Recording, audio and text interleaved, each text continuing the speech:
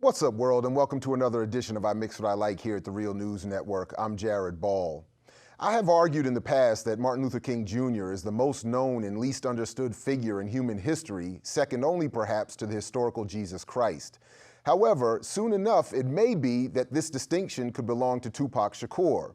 Arguably still the most important MC in hip-hop history, Shakur was born today in 1971. And while it is true that with well over 75 million albums sold worldwide, Pac is one of the most commercially successful artists of all time, he is also one of the most poorly understood. Part of this misunderstanding comes from popular conceptions of hip-hop and black male violence in particular, and was once well described in this clip by Chris Rock. You make the shit bigger than it is. Shit's big, but don't make it bigger than it is.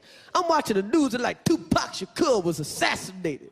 Biggie Smalls assassinated. Struck down by assassins, bullets assassinated. Like, no, they wasn't. Martin Luther King was assassinated. Malcolm X was assassinated. John F. Kennedy was assassinated. Them two niggas got shot. What is emblematic in Rock's joke is that much of the context surrounding Pac's life and death are missing.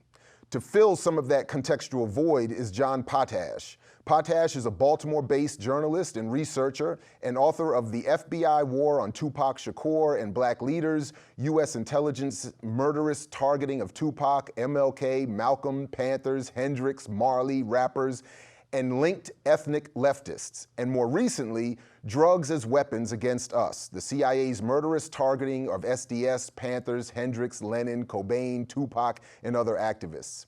In this segment, I started by asking Potash to summarize his research into the question, was Tupac Shakur assassinated? If so, by whom and for what reason?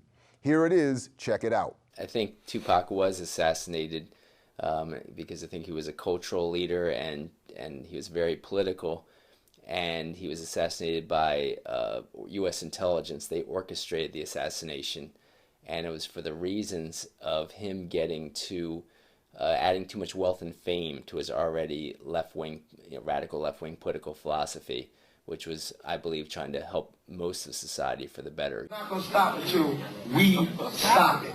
And it's not just white men that's doing this to Brenda, and it's not just white men that's keeping us trapped. It's black.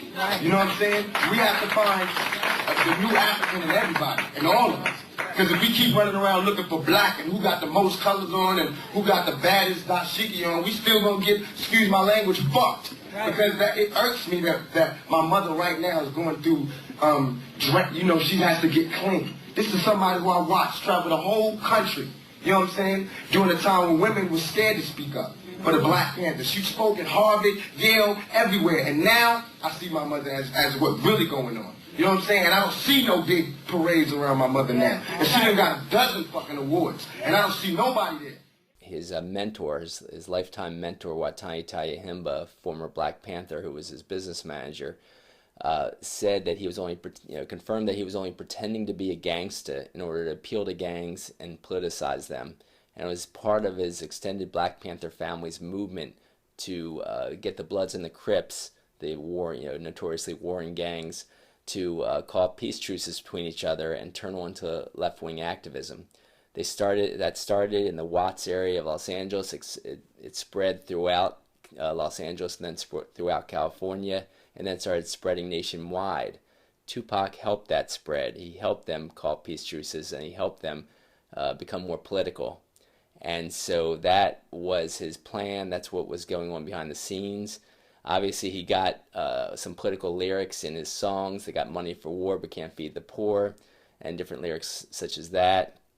He was in his last, in All Eyes on Me, his, double album, double CD. He said, we got a free Mumia, we got a free Geronimo Pratt, free Mutulu, his stepfather, his imprisoned revolutionary stepfather, and so for these reasons, he was a political threat. Now, he was also a one-time head of the New African Panthers, which was trying to replicate the Black Panthers, and he headed them when he was 17 and 18 years old, and they were active in 8 cities nationwide.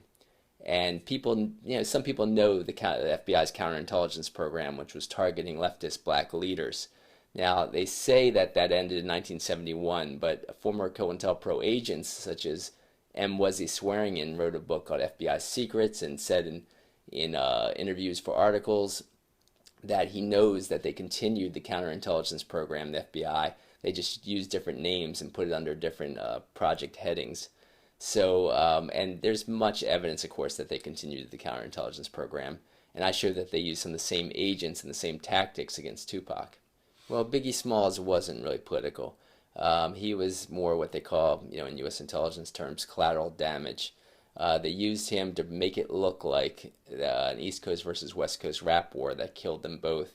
And now, so a high-level police detective, Russell Poole, happens to be a white police detective who started investigating the situation with Death Row Records, found dozens of his fellow police officers at all levels of Death Row Records. He went to his superiors to ask what they were doing there, and because he was white, I think they confided in him, thinking that he was on their side, when they said you can call them troubleshooters or covert agents. He blew the whistle on that. He tried to come out with that. He said that his fellow police officers in Death Row Records appeared to orchestrate the murder of Tupac Shakur, and then orchestrated the murder of Biggie Smalls in order to cover up their murder of Tupac. Now, he didn't know why. He thought it might just be corrupt cops at the time. But he said he wanted to send all of his documents. When he was squashed in his own department, he tried to send all his documents to the FBI, and he did. And he said all his friends told him not to send his documents to the FBI. And he said, but if I can't trust them, who can I trust? Of course, he sent all his documents to the FBI, and nothing happened with them. He came out in the film Biggie and Tupac by award-winning filmmaker Nick Broomfield. And he also, a mainstream published book called Labyrinth by Randall Sullivan, a veteran reporter, showed all of his documentation, went through all of his case files, and told about how he had received promotions again and again until he investigated Death Row Records. And at that point, his career was over. And so he had to resign from the force just to get the word out on what was going on with Death Row Records. And what he found was that Death Row Records was drug trafficking, gun running, trying to end the Bloods versus Crips peace truce in the actions they were doing inside Death Row Records, according to many witnesses. And so they were doing the opposite of what Tupac was trying to do. Tupac was trying to actually get drugs out of the community, trying to continue the peace truce between the Bloods and the Crips, trying to turn them on to activism, trying to turn people in general into left-wing activism. And but the Death Row Records turned out to be a U.S. intelligence front company that helped orchestrate the murder of Tupac. Now, that was just the last year of Tupac's life. But I actually found at least 4 other attempts to murder Tupac, with either by police directly or with police foul play involved. Okay, and I document that with over 1,000 endnotes of mostly mainstream sources and eyewitnesses, and with personal interviews, etc., and court documents and CIA documents and FBI documents I obtained to show the way this was done. Now, this started against Tupac's family, Black Panther family. Tupac's mother, Afeni Shakur, was one-time leader of the Harlem Black Panthers. The police tried to frame her in the Black Panther 21. She represented herself in court, was credited with getting most of the Panther 21 off in court. She was an amazing woman, brilliant woman. When she had Tupac in 1971, she said he was going to be the Black Prince of the Revolution, and she raised him that way. She moved in with Tupac's stepfather, Mutulu Shakur, who was an acupuncturist and assistant director of Lincoln Detox in the Bronx.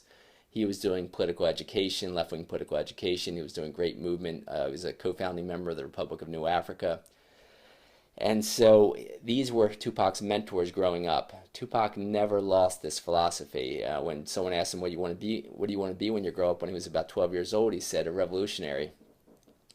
By the time he was 17 years old, he was active with the New African People's Organization, which was his mentor Watani Tayahimba's group and Choku Lumumba's group. Choku Lumumba became his national lawyer. Watani became his business manager. And Tupac became head of the young adult section of that organization, the New African Panthers, who were about the same age as the Black Panthers when they first started, anywhere from 15 to 30 years old. And so they were trying to replicate the Black Panthers without the mistakes, Tupac said in interviews. So obviously these were all counterintelligence program targets in the New African People's Organization, because they were part of the Republic of New Africa, they were part of the Black Panthers, and they formed this new organization. So the FBI's counterintelligence program watched them very closely. They even visited Tupac when he was still in school, when Tupac Shakur was a fugitive at one point, his stepfather. So they were already watching Tupac develop and evolve. I mean, and he became head of the New African Panthers. He became an obvious counterintelligence program target, or at least someone they would watch carefully. Then when he landed his first solo CD, and added wealth and fame to that New African Panther leadership, he became a more serious target, I argue. And within a few days of his first MTV worldwide release of a political song, Trapped, police stopped him supposedly for jaywalking. They proceeded to choke him unconscious and beat his head against the curb. And I show that there was other incidents where people died in police, from those police tactics. After that, there was a drive-by on his limo when he was going to the film premiere of Juice, his first movie. Then he was at the Marin Fest, and police watched as strangers punched him and then shot at him for no reason. And then they only arrested Tupac and not these strangers who did that, according to witnesses. And I show the witnesses. I show the some film sources of the exact words of the witnesses of what happened. After that, you got the Atlanta incident where Tupac's coming from a concert, and two allegedly off-duty cops, according to witnesses, both white and black, they said they ran this white group ran over Tupac's car, smashed the window of his car with the butt of their gun, and shot at him. And Tupac merely rolled out the back, grabbed a security guard's gun behind him, and shot back at him in self-defense. It was found that the gun they were using was a gun stolen from a police evidence locker. Okay, they call that a throwaway gun, according to police have said in court testimony. It's a gun they put down in case they make a wrongful shooting, a wrongful killing. So these are some of the incidents before he was actually shot and killed. And then you get to the incident with the sexual abuse charge, which led to, of course, a bad reputation, as it would and should, except for the fact that all the evidence shows it to be a frame-up.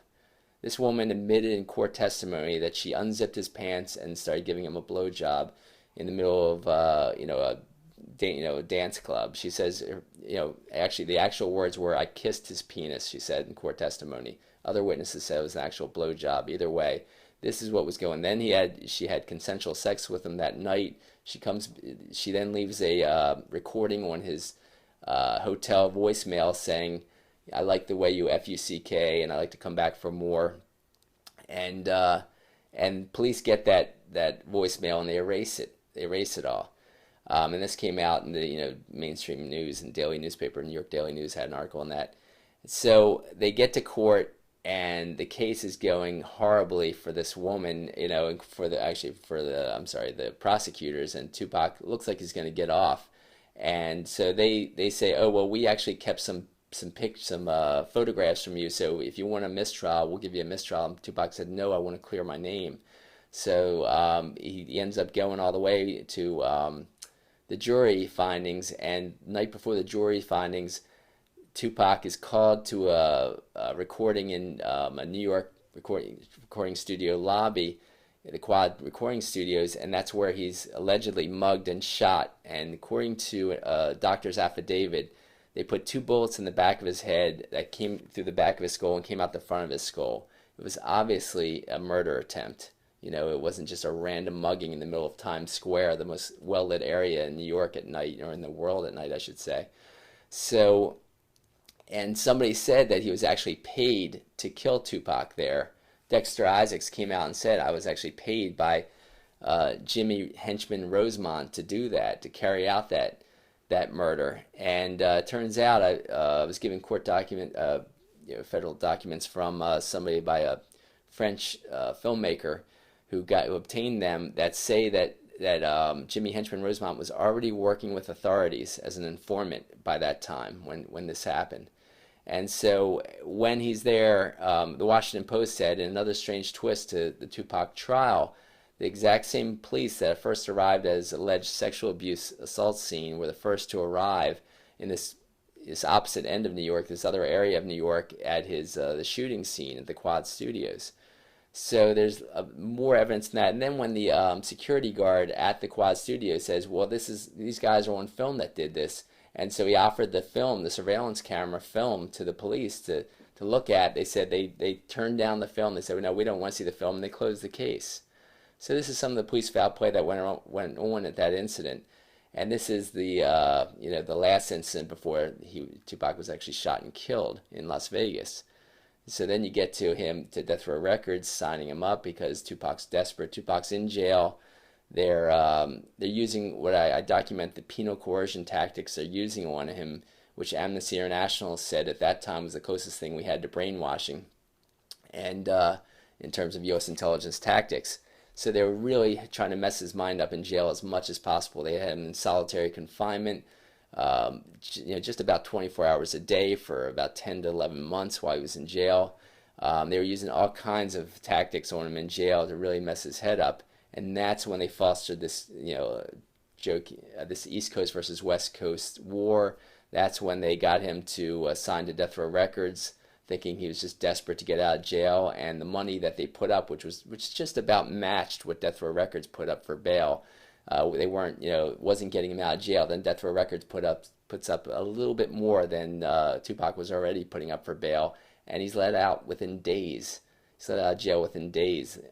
And so he goes to Death Row Records. While he was in jail, he said he's not going to smoke weed anymore. He feels like he developed an addiction to weed. He's not going to drink anymore. He says he was making himself numb. And so when he gets out of jail, Death Row constantly gives him weed and alcohol, constantly messes his head up, and I argue to manipulate him better, because Tupac was an intellectual prodigy. If you look at Professor Michael Eric Dyson's work on Tupac, he says he documented all the books. He read hundreds of PhD level books before he was out of his teenage years, and so that's what he was really about. He was, as I said, he was only pretending to be a gangster in order to appeal to gangs and politicize them. So he gets out of jail, he gets back into the weed and drinking. He's still on a mission to change society for the better, to help young black males, to save young black males. And so he's writing up a storm, and he's got a 2 CD contract. It was a 3 CD contract with Death Row. So he puts out the double CD, All Eyes on Me. Then he finishes the next one, Machiavelli, the 7-Day Theory. And he says he's done. He finished his contract with Death Row, and now he can leave Death Row. And so he can go back with his mentors. His mentors had to split with him. Matai Himba had to split with him, and Chokwe Lumumba had to split with him because they didn't know what Death Row was all about, but they knew it was a dangerous group. And so the only one person that didn't split with Tupac was, maybe there's 1 or 2 people besides this person, but Matai Himba's son was the security director for the New African Panthers. That was Yak Tai Himba. And so after Tupac was murdered, Yak ended up dead also, sadly enough. And but while Tupac was with Death Row, he finished his 3 CDs, and he says, I'm done, I'm out of Death Row. And he actually got into physical fights with Suge Knight over the fact that he should be done his contract and that he's allowed to leave Death Row. He already started his new record label, Euthanasia Records. He already started a film company for himself, with the help of his another mentor, Yasmin Fula, who was the wife of the former Bronx Black Panther leader, Sekou Odinga. His mom had gotten clean and sober and was helping him with much of his career then too, Afeni Shakur. Within 8, it was about 9 days before he was shot, he also fired the real head of Death Row Records, which was Dave Kenner, who was the former lawyer for Freeway Ricky Ross. He was a former lawyer for Michael Harry O'Harris, who was one of the 2 understudies for Freeway Ricky Ross, who we know was connected to the CIA drug traffickers from Gary Webb's work in the San Jose Mercury News. So, he was getting away from them. He was going back to his family, and then they did away with him at that point, I argue. Now, some of the whistleblowers in this case was a guy named Kevin Hackey. He was a police officer who was working for Death Row Records as one of Tupac's 2 top bodyguards, and he was also getting payments from the FBI. And he says his fellow officers in Death Row Records he believes were behind the orchestration of Tupac's murder. Now he actually, I argue, kind of turned on the FBI, because he convinced Tupac not to go to Las Vegas that weekend he was shot. He said you should go to Atlanta and be close to your old your family and your mentors.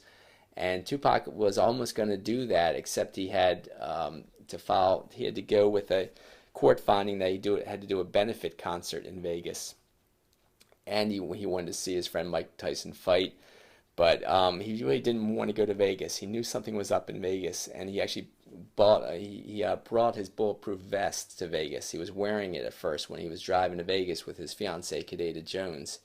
It was just so hot in Vegas that night that he ended up taking it off, and he was also driving his Humvee, which he thought would offer some more protection. But at the last minute, he decided, okay, he's going to let Kadada drive the Humvee, and he's not going to sweat in that bulletproof vest, and he'll go with Suge Knight to drive to the club where he's supposed to do his benefit show.